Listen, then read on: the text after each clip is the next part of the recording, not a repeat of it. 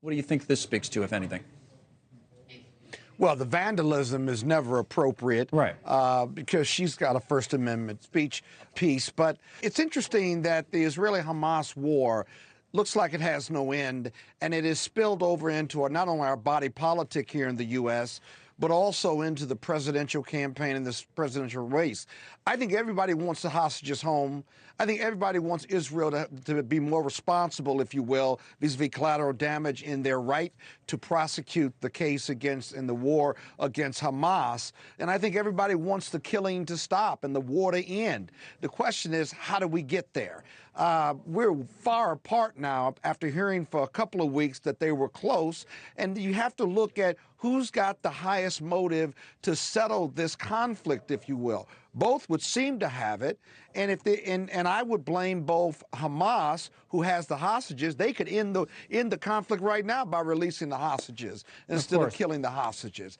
At the same time, Israel could be more responsible in how they prosecute the war, but they also have a right to defend themselves and to protect their borders, because they're the only democracy in the middle of that Middle East, and they're under daily threat every month. And so, really tough issue.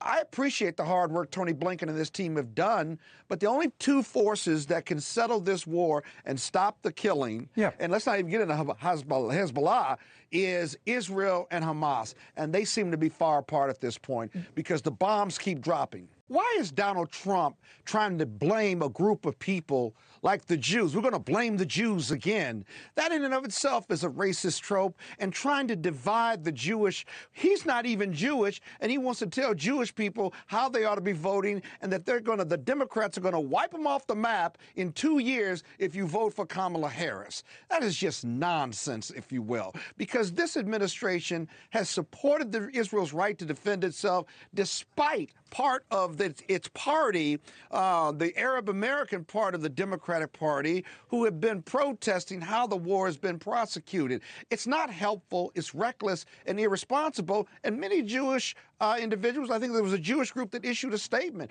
You can't tell us how to vote, you can't blame us if you lose, and you certainly can't blame the Democrats, who will continue to provide billions of dollars of weaponry to the Jewish state because they have a right to exist. Here's what the discussion ought to be. What are we going to do about Gaza going forward? What are we going to do about the killing fields of Gaza and to rebuild Gaza? Who's going to govern it? Because at some point in time, I hope and pray that we solve this issue in that region. But what happens to the Palestinians?